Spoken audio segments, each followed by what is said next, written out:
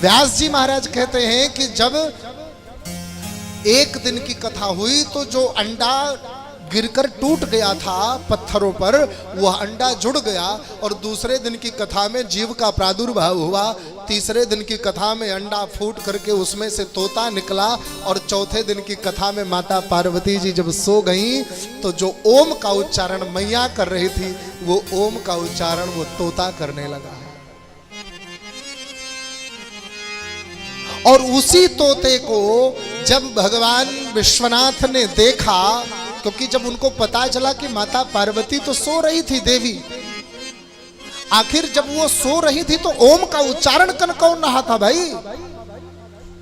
इधर उधर देखा तो तोता डरा हुआ बेचारा डर गया। अब लोगों ने अपने अपने भाव में कहा, किसी ने कहा भगवान भोलेनाथ ने उसको त्रिशूल से मार देने का प्रयास किया, किसी ने कहा ना उसने कथा को चोरी से सुनी थी इसलिए दंड दिया, किसी ने कुछ कहा किसी ने कुछ कहा। लेकिन परम पूज्य गुरुदेव भगवान कहते हैं कि भगवान का चरित्र पीछे से सुनो आगे से सुनो, भगवान का चरित्र मन से सुनो बिना मन के सुनो, भगवान का चरित्र सुखदाई ही होता है। और अगर भगवान का चरित्र सुखदाई होता है, एक भगवान का भक्त दूसरे भगवान के भक्त का सम्मान करता है, तो आखिर बाबा भोलेनाथ ने उस भक्त को, उस तोते को त्रिशूल से मारने का प्रयास क्यों किया।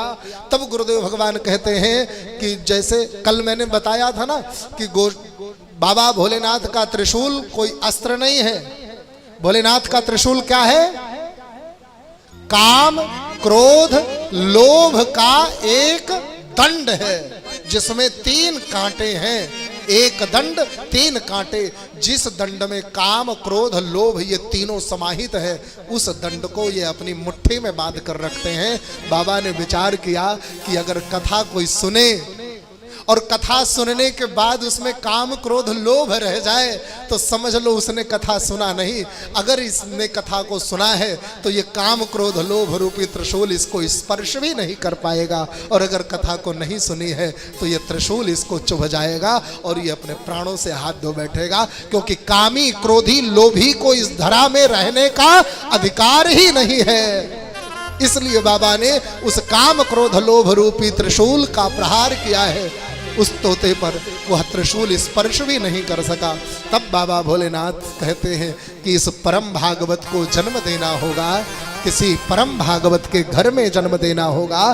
कारण क्योंकि इसने भागवत कथा को, अमर कथा को पूर्णतः सुना है, और ऐसा पूर्णतया अमर कथा को सुनने वाला भक्त भगवान के चरित्रों का बड़ा सुंदर वर्णन कर सकता है। इसलिए इसे मनुष्य रूप में जन्म लेना चाहिए।